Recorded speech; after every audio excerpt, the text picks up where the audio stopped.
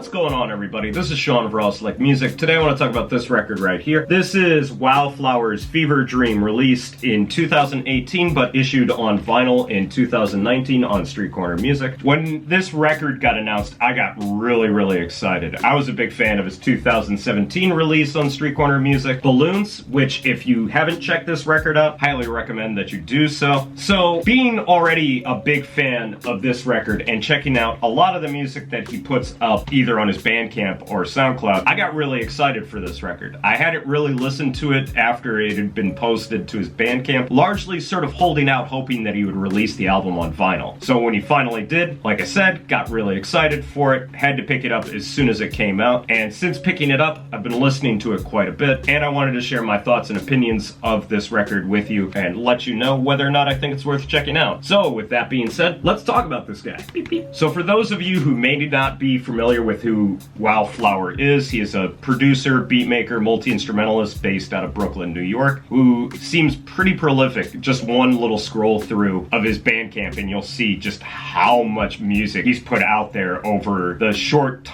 relatively short time that he's been making music. And as he self-describes his music, it's sort of instrumental hip-hop meets ambient pop. And while that is a pretty reductive way of looking at his music, it is also pretty accurate. A lot of those sort of sounds came up on his 2017 record, Balloons, which had elements of instrumental hip-hop, not too far from the sound of like a Flying Lotus or even some of Julian Dine's work, where it's a bit more abstract and it sort of moves away from more boom-bappy jazz and funk style drums and actually using some really unique and creative drum samples to build a lot of the percussive sounds that were on this record. And throughout this record, it was surrounded by a lot of really lush ambient samples, very melodic, and he took from a variety of different spaces. Some of it seemed like it was a little bit more electronic music. There was some classic sounding jazz and funk samples mixed in, but overall, Wowflower does a really good job of, if he is using a lot of sampling in his music, it's all so distorted and manipulated to make it nearly impossible to hear where the sample originated from,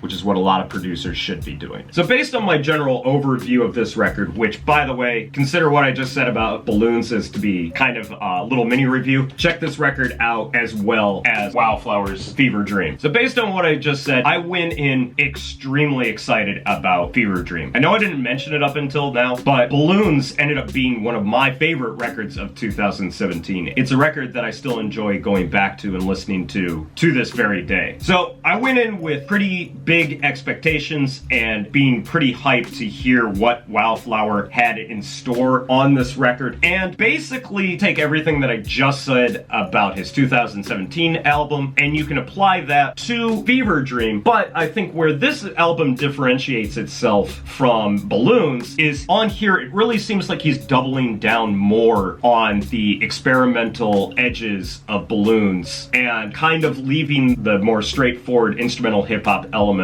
from that record as just tiny little details rather than being part and parcel of his productions. Did that make any sense? Oh well, I'm still going with it. So most of the tracks on here definitely end up being more on the ambient experimental side, and it still contains a lot of his less straightforward and more detailed sound experiments for drums, although a couple of tracks do still end up having some very familiar drum sounds, but they're still used in such a way, whether it's the swing that he programs into his drums or just the overall like sonic detail of his drums. They're just so different from a lot of other producers out there. There are a lot of really lush, enveloping ambient soundscapes on this record. A few tracks are completely beatless, and that one track that I showed off at the beginning of the video actually happens to be one of my favorite songs from this record. But the majority of the songs on here seem to blend blend those two sounds together, bringing his abstract ambient side of his music and adding in a little bit of a hip-hop bump to it. And despite the sort of abstract experimental nature of this record, there are still some tracks that actually hit pretty hard. Specifically on the second side of this record, there are actually a couple of songs that resemble some modern day trap productions, but are done in such an interesting, inspirational, and creative way that it really shows off. Wowflower is one of the best and most creative and one of the most unique producers out there. The entire thing about this record is that it's largely made up of a lot of intangible, short burst ideas that jump from one idea to another. Some of the tracks tend to blend together a little bit more naturally, but some of the tracks are pretty jarring as they jump from one cut to another. And Wowflower himself actually explains on the record in the last track that that was actually part of his mission statement, that he wanted to make it, much like the name implies, a fever dream. And I think he absolutely nails the atmosphere of that. It's very intangible, it's very loose, it's very alien sounding. At the same time, it has moments of comfort and discomfort. And I feel like whereas Balloons seem to have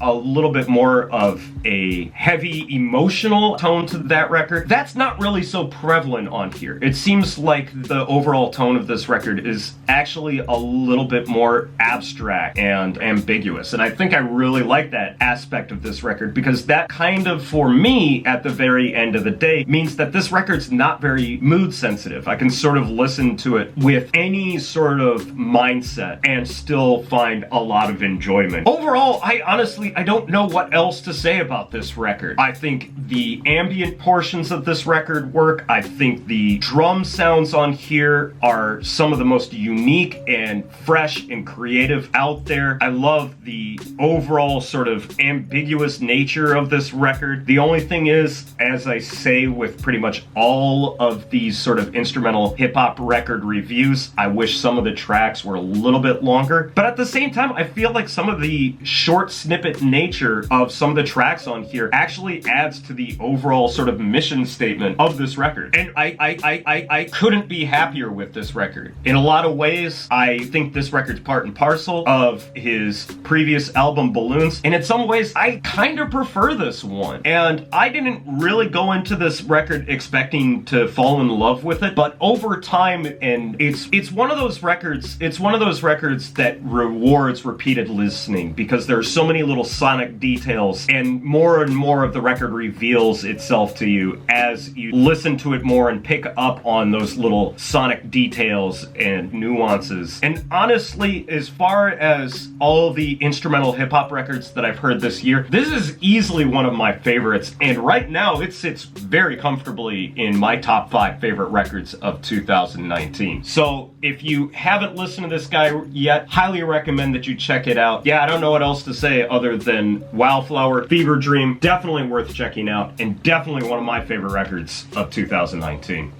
So that's going to be it for me today, guys. Thanks as always for watching. If you've checked out this album, let me know what you thought about it down in the comments. If you want to listen to this album for yourself, please head over to my WordPress or Steemit blogs, because that's where I post music links to any of the records that I talk about on this channel. And as always, please head over to my Mixcloud. That is where I am now posting the recently started Raw Select Music podcast, which is more conversation-oriented, talking with a friend of mine about some of my favorite music and some of his favorite music, as well as various other music topics. And also, don't forget to check out Raw Select Radio, where you can listen to a lot of the records that I talk about on this channel, as well as hearing some of the other records that are in my collection that I don't always get a chance to talk about. Links to everything, as always, down in the description. But that's going to be it for me today, guys. Thanks as always for watching, and I will catch you in the next video. So until then, peace out!